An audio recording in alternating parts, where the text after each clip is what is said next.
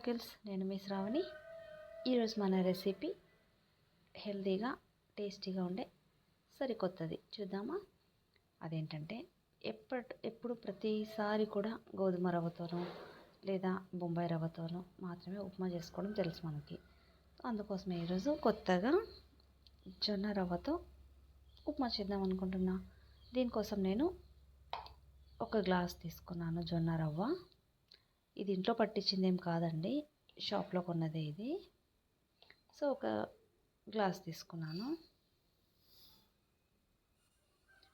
దీన్ని వేయించాల్సిన అవసరం లేదు, అలా అని ముందుగా నానబెట్టుకోవాల్సిన పని కూడా లేదు, డైరెక్ట్గా చేసేసుకోవడమే. కాకపోతే కొద్దిగా కొంచెం ఎసరు ఎక్కువ వేసుకోవాలి. రవ్వ కొంచెం పెద్దగా ఉంది కాబట్టి ఉడకడానికి ఎసరు ఎక్కువ వేసుకోవాలి అంతే. సో ప్రాసెస్కి వెళ్ళిపోదామా. ప్యాన్ పెట్టుకొని ప్యాన్లో ఆయిల్ వేసుకుందాం. ఆయిల్ వేడెక్కింది కదా, ఇందులోకి పోపు దినుసులు,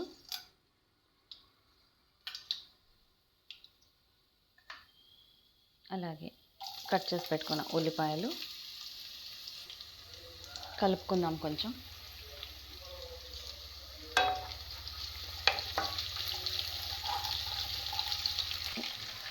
పల్లీలు కొంచెం, అలాగే జీడిపప్పులు కొంచెం,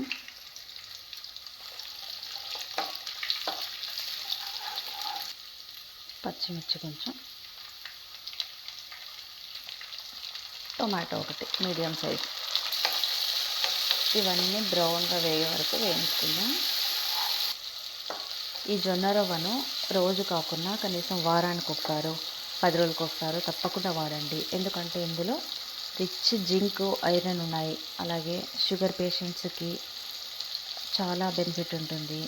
అలాగే వెయిట్ లాస్ తగ్గడానికి కూడా చాలా ఉపయోగపడుతుంది. అందుకోసం పెద్దవాళ్ళతో పాటు పిల్లలకు కూడా దీన్ని అలవాటు చేయడం చాలా ఉపయోగం. ఫ్రై అయిపోయింది కదా, ఇప్పుడు నేను 1 గ్లాస్ రవ్వకి 3 గ్లాసుల వాటర్ వేస్తున్నాను.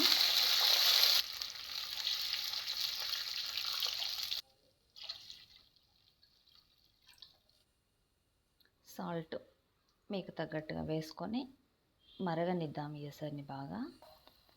ఎసరు మరుగుతోంది కదా, ఇప్పుడు మనం తీసి పెట్టుకున్న రవ్వని వేసేసుకొని కలుపుకుందాం.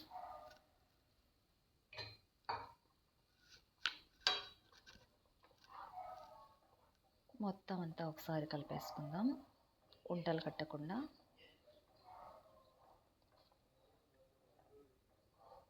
అలాగే ఇప్పుడు కొంచెం ఇలా నలుపుకున్న కరివేపాకు, సన్నగా కట్ చేసి పెట్టుకున్న కొత్తిమీరను కూడా వేసేసేయండి.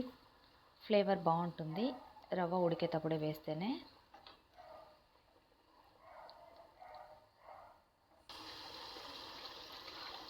కలుపుతూనే ఉండాలి, లేకపోతే అడుగంటిపోతుంది. లేదంటే కూడా ఉండలు కూడా కట్టే అవకాశం ఉన్నాయి, కాబట్టి కలుపుతూ ఉండండి మీడియం ఫ్లేమ్ పెట్టుకొని. దగ్గర పడుతూ ఉంది కదా, ఇప్పుడు లో ఫ్లేమ్ పెట్టుకొని మూత పెట్టుకొని ఇంకొక 5 నిమిషాల నుంచి 8 నిమిషాల దాకా ఉడికించుకుందాం. కొంచెం టైం పడుతుందండి ఇది ఉడకడానికి. జొన్న రవ్వ ఉడకడానికి టైం చాలా తీసుకుంటుంది.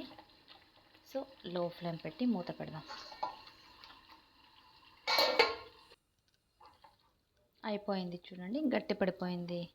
సో ఇంకా సర్వ్ చేసేసుకోవడమే, వేడివేడిగా లాగించేయడమే.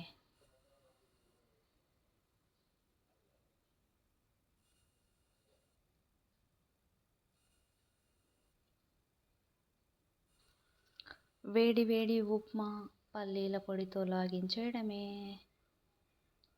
సో మీరు కూడా తప్పకుండా ట్రై చేయండి. తర్వాత మీకు ఎలా కుదిరిందో నాకు కామెంట్ చేయండి. ఈ వీడియో కనుక మీకు నచ్చినట్టయితే లైక్ చేయండి, షేర్ చేయండి, సబ్స్క్రైబ్ చేయండి. Until then bye. Thanks for watching.